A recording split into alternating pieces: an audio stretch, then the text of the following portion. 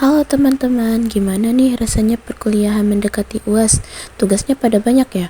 Belum tugas yang ini selesai, udah datang lagi tugas yang lain. Terus apalagi bagi teman-teman yang juga ikut kepanitiaan kampus. Pasti pada pusing kan gimana caranya untuk memanajemen waktu biar tugas kepanitiaan sama tugas kuliahnya bisa sejalan kan? Nah, pada video kali ini, saya, Mutiara Ramadhani, akan membahas lebih lanjut mengenai manajemen waktu dan gimana sih caranya kita untuk memanajemen waktu agar semuanya terkoordinasi dengan baik. Tapi sebelum itu, teman-teman jangan lupa untuk meninggalkan jejak dengan like dan komen video ini. So, gak perlu berlama-lama lagi, langsung saja kita mulai videonya.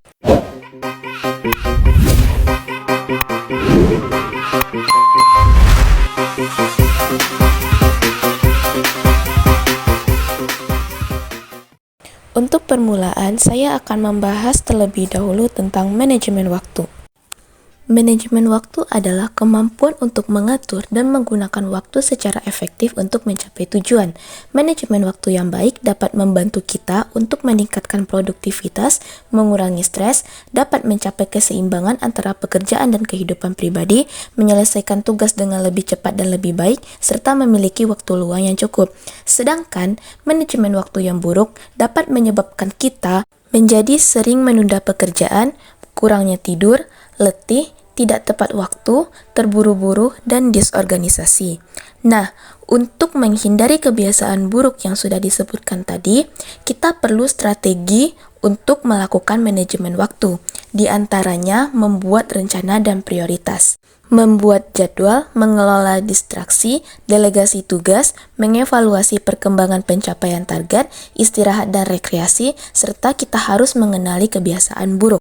Nah, untuk menghentikan siklus yang buruk tersebut, mari kita bahas lebih lanjut tentang kategori manajemen waktu yang pertama, yaitu membuat rencana dan prioritas.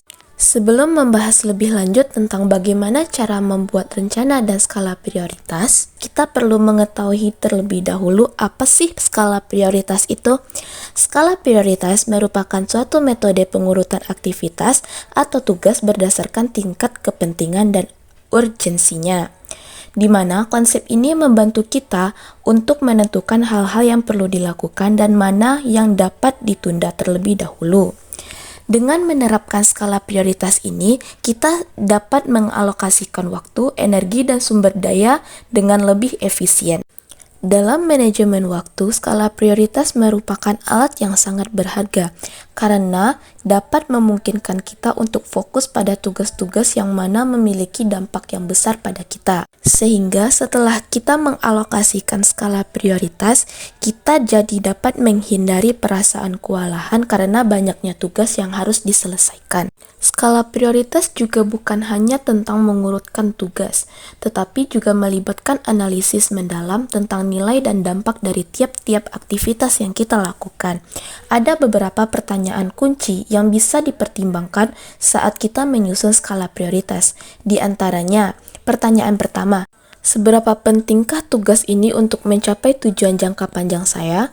Yang kedua, apa konsekuensinya jika saya tidak menyelesaikan tugas ini tepat waktu? Yang ketiga, apakah ada tugas lain yang bergantung pada penyelesaian tugas ini? Yang keempat, seberapa mendesakkah tugas ini sehingga perlu diselesaikan?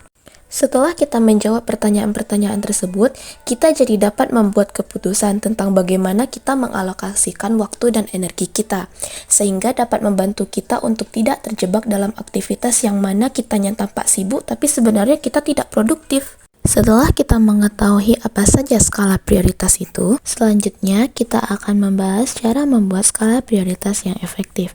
Yang pertama, kita perlu mengidentifikasikan semua tugas dan tanggung jawab yang kita miliki. Yang kedua, kita perlu mengkategorisasikan tingkat urgensi atau kepentingan dari tugas-tugas tersebut. Yang ketiga, kita perlu mengevaluasi apa dampak dan nilai dari tugas-tugas yang telah kita kategorisasikan tadi. Yang keempat, kita perlu menentukan tenggat waktu untuk merealistis setiap tugas tersebut. Yang kelima, kita perlu mengalokasikan sumber daya.